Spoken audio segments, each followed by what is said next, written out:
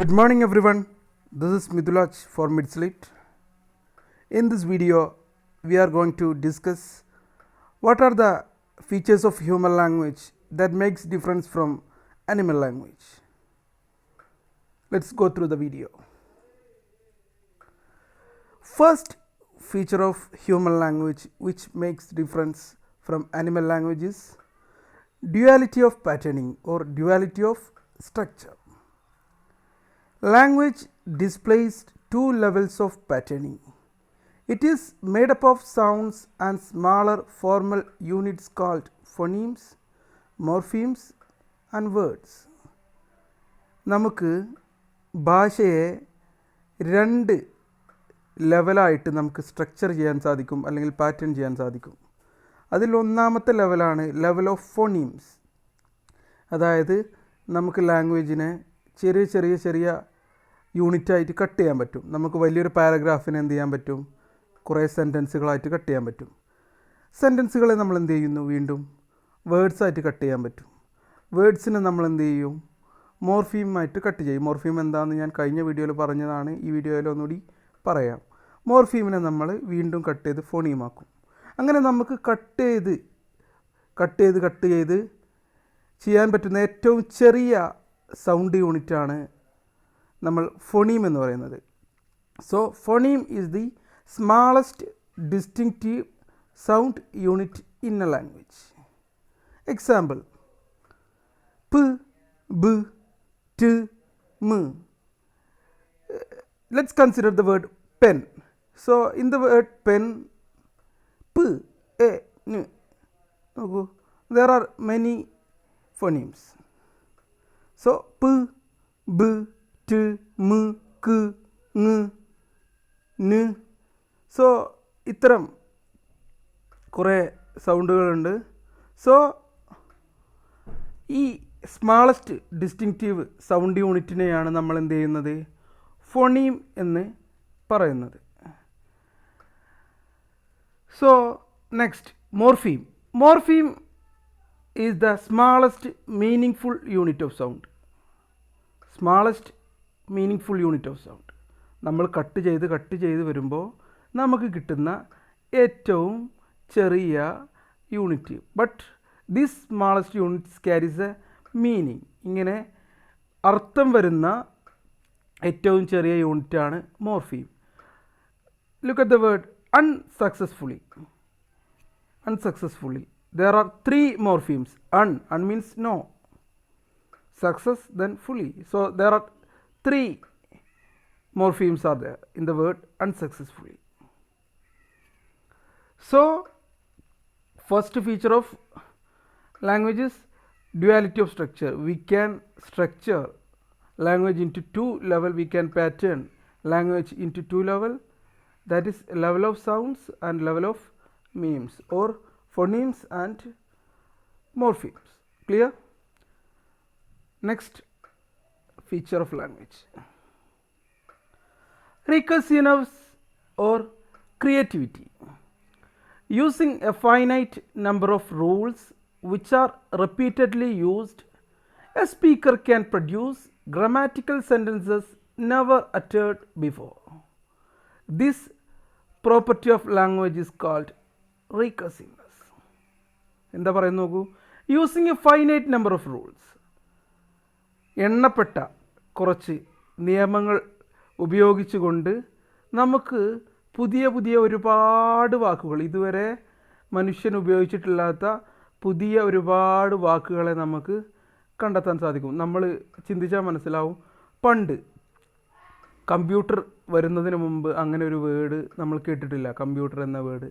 ഇപ്പോൾ പുതിയതായിട്ട് Nipah virus, corona, COVID-19.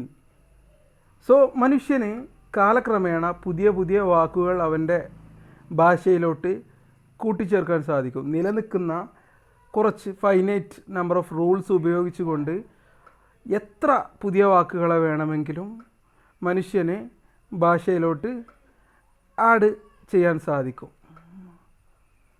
So this property of language is called recursiveness. We can add new words and sentences to the already existing ones or even form sentences inside sentences. This property of language is referred to as creativity. അതായത് നമുക്ക് ഒരു word ഇവിടെ ഉണ്ട്, ആ വേർഡിലോട്ട് പുതിയ word കൂട്ടിച്ചേർത്തിട്ട് നമുക്ക് പുതിയൊരു വാക്ക് അല്ലെങ്കിൽ പുതിയ സെൻറ്റൻസ് ഉണ്ടാകാൻ കഴിയും, അല്ലെങ്കിൽ സെൻറ്റൻസിനകത്ത് വേറെ ഒരു സെൻറ്റൻസ് ഉണ്ടാക്കാനൊക്കെ സാധിക്കും. അപ്പോൾ നമുക്ക് കമ്പ്യൂട്ടർ എന്ന വേർഡ് എടുക്കാം. കമ്പ്യൂട്ടർ എന്ന വേർഡ് വരുന്നത് കമ്പ്യൂട്ട് എന്ന വാക്കിൽ നിന്നാണ്, വിച്ച് മീൻസ് കാൽക്കുലേറ്റ്. സോ നമുക്ക് ഒരു വേർഡിൽ നിന്ന് പുതിയൊരു വേർഡ് ഉണ്ടാക്കാൻ പറ്റും. സോ ഈ സെയിം ക്രിയേറ്റിവിറ്റി, ഇത് ഈ സെയിം ഫീച്ചർ തന്നെയാണ് നമ്മൾ ക്രിയേറ്റിവിറ്റി എന്ന് പറയുന്നത്. ഏകദേശം റീകർസീവ്നെസ്സും ക്രിയേറ്റിവിറ്റിയും ഒരേ സമാനമായ അർത്ഥങ്ങൾ പങ്കിടുന്ന വേർഡ്സാണ്. So languages always remain open ended. Languages always remain open ended. കാരണം ഇതിന് അവസാനമില്ല. ഇത്ര വാക്കേ ലാംഗ്വേജിലുള്ളൂ, ഇത്ര വാക്കേ പാടുള്ളൂ എന്നർത്ഥമില്ല. ഓരോ ദിവസവും പുതിയ പുതിയ അട്രൻസ്, പുതിയ പുതിയ വാക്കുകൾ ഉണ്ടായിക്കൊണ്ടേയിരിക്കും. So this is creativity or recursiveness. Let's go to third feature, arbitrariness. Arbitrariness is very very important in the case of linguistics. നിങ്ങൾ ലിംഗ്വിസ്റ്റിക്സ് പേപ്പർ പഠിക്കുമ്പോൾ പല സ്ഥലത്തും ഈ വേർഡ് നിങ്ങൾക്ക് കാണാൻ പറ്റും, arbitrariness. Let's look what is arbitrariness. Generally speaking, there is no one-to-one correspondence between the vocal sounds and the concept or ideas they stand for. The relationship between a word and its referent is purely arbitrary. അതായത് നമ്മൾ ഉപയോഗിക്കുന്ന സൗണ്ടും ആ sound പ്രതിനിധാനം ചെയ്യുന്ന വസ്തുവും തമ്മിൽ ലോജിക്കായിട്ടുള്ള ഒരു റിലേഷൻഷിപ്പും ഉണ്ടാവില്ല എന്നാണ് പറയുന്നത്. ഈ ഫീച്ചറിനെയാണ് നമ്മൾ ആർബിട്രറിനെസ് എന്ന് പറയുന്നത്. അതായത് പെൻ എന്ന് പറഞ്ഞൊരു വാക്കും പെൻ എന്ന് പറഞ്ഞ ഒരു വസ്തുവും തമ്മിൽ ലോജിക്കായിട്ടൊരു ബന്ധമില്ല. നിങ്ങൾക്ക് കാണാൻ പറ്റും, ഒരു പെൻ എടുക്കുന്നു, ആ പെന്നിലോട്ട് നിങ്ങൾ നോക്കുമ്പോൾ പെൻ എന്ന സൗണ്ട് അതും ഈ ഒരു സാധനവും തമ്മിൽ, ഈ ഒരു വസ്തുവും തമ്മിൽ എന്തെങ്കിലും ബന്ധം, നിങ്ങൾക്ക് ലോജിക്കലായിട്ടുള്ള എന്തെങ്കിലും ബന്ധം കാണാൻ സാധിക്കുമോ? ഇല്ല. ഇത്തരത്തിലുള്ള വേർഡ്സാണ് ലാംഗ്വേജിൽ കൂടുതലും ഉള്ളത്. ഇതിനെയാണ് നമ്മൾ ആർബിട്രറിനെസ് എന്ന് പറയുന്നു. So here the object is called signified and the word called signifier. So ഈ സിഗ്നിഫയറും സിഗ്നിഫൈഡും തമ്മിൽ മാച്ച് ആവുമ്പോഴാണ് ഒരു സൈൻ ഉണ്ടാവുന്നത്. അതിന് നമ്മൾ സൈൻ എന്നാണ് പറയുന്നത്. നമ്മൾ സൊഷ്യൂറിലോട്ടൊക്കെ വരുമ്പോൾ നമ്മളത് ഡീറ്റെയിൽ ആയിട്ട് പറയാം. So here arbitrariness is there is no logical or iconic relationship between the word and object or the signifier and signified. But in English, for example, words like buzz, hiss, rattle, bang, thud, etc. So there are some words actually represent the sounds of their reference. Such words are called onomatopic words. അതായത് നമ്മൾ നേരത്തെ പറഞ്ഞത് ലോജിക്കലായിട്ട് ഒരു റിലേഷൻഷിപ്പും ഇല്ലാത്ത വേർഡ്സിനെ നമ്മൾ arbitrary words എന്ന് വിളിക്കും.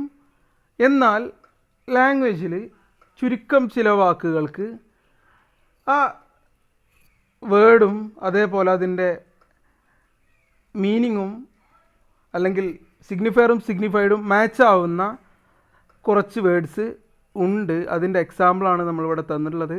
Bus, hiss, rattle, bang, thud, etc. So there are a lot of words like that. These words are called onomatopic words. Next feature നമുക്കൊന്ന് നോക്കാം എന്താണെന്ന്. Displacement. Animal communication is context bound, but human communication can be context free. Human beings can talk about others' experience. They can talk about objects and events which are not present at the time and the place of speaking, because the use of human language is not directly controlled by stimulus. This property of language is called displacement.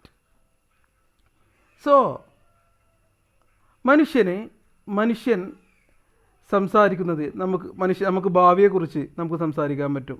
നാളെ ഞാൻ ഒരു സ്ഥലത്തോട്ട് പോവും, അല്ലെങ്കിൽ നാളെ ഞാൻ അങ്ങനെ ആയിരിക്കും, അല്ലെങ്കിൽ കഴിഞ്ഞ കാലത്തോട്ട് പാസ്റ്റിലോട്ട് പണ്ട് ഞാൻ അങ്ങനെ ആയിരുന്നു, അല്ലെങ്കിൽ പണ്ടത്തെ കാലത്തിനെ കുറിച്ച് നമുക്ക് സംസാരിക്കാൻ പറ്റും, ഭാവിയെക്കുറിച്ചും സംസാരിക്കാൻ പറ്റും നമുക്ക്.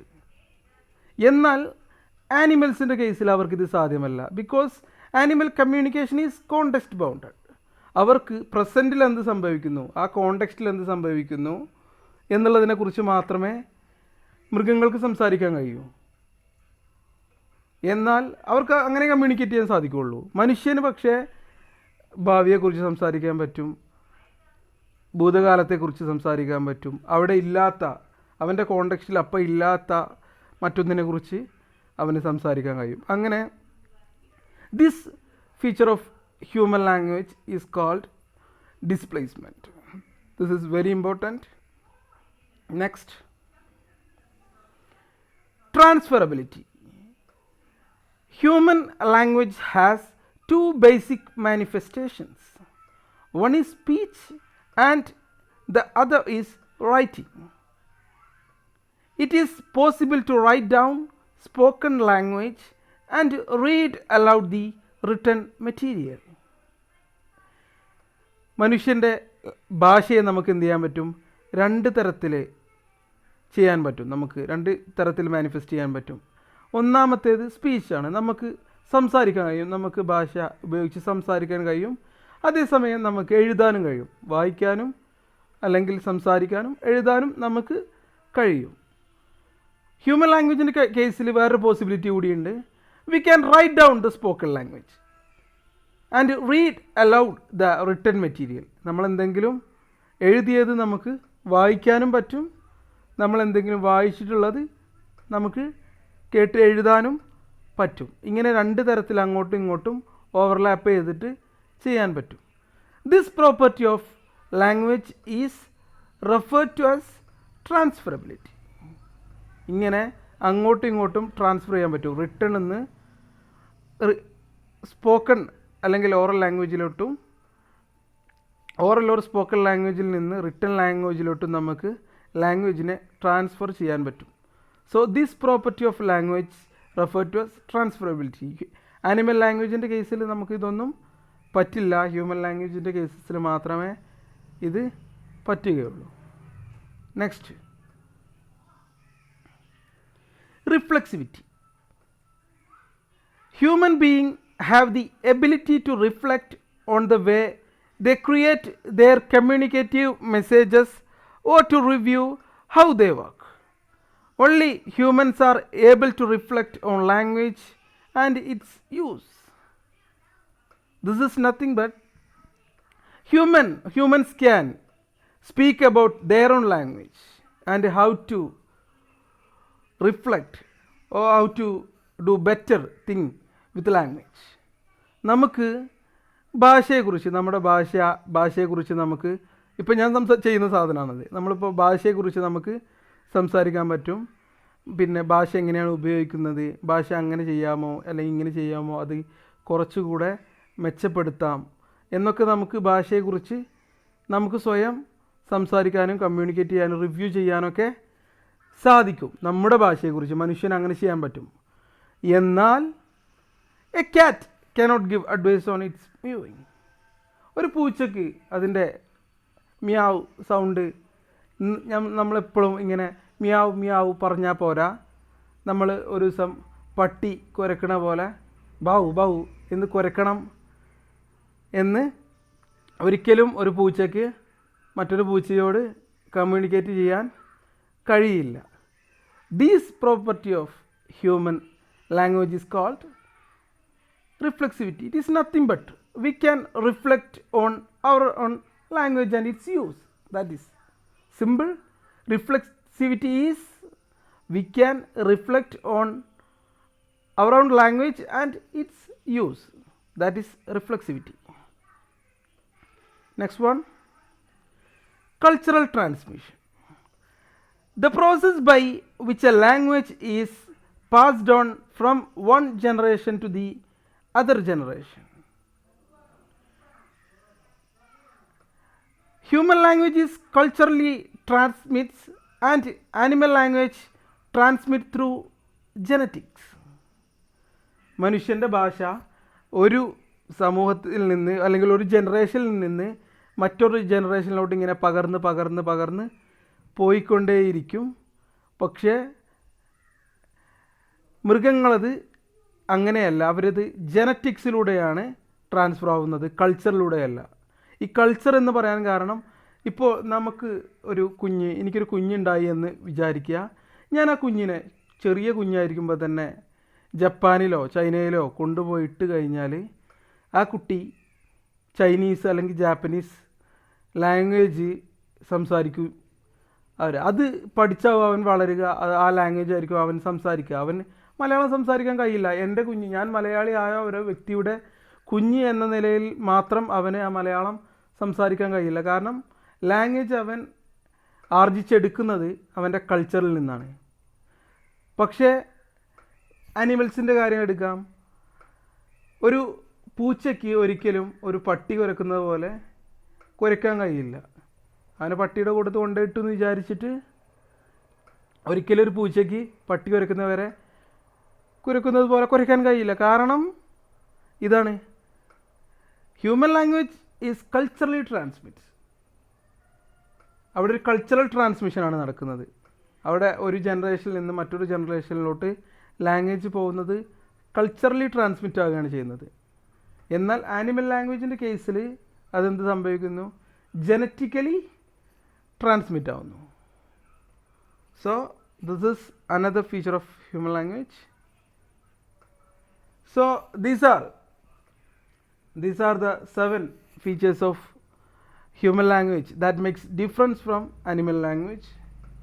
ഇത് വളരെ ഇമ്പോർട്ടൻ്റ് ആണ്. കാരണം എക്സാമിന്, കാലിക്കറ്റ് യൂണിവേഴ്സിറ്റി എക്സാമിന് 2 മാർക്ക് സെഷൻ, അതായത് ഷോർട്ട് ആൻസർ സെഷൻ, അതേപോലെ പാരഗ്രാഫ്, ചിലപ്പോൾ എസ്സേയും ചോദിക്കാറുണ്ട് 15 മാർക്കിന്, ഇല്ലെങ്കിൽ 5 മാർക്കിൻ്റെത് എന്തായാലും ചോദിക്കാറുണ്ട്.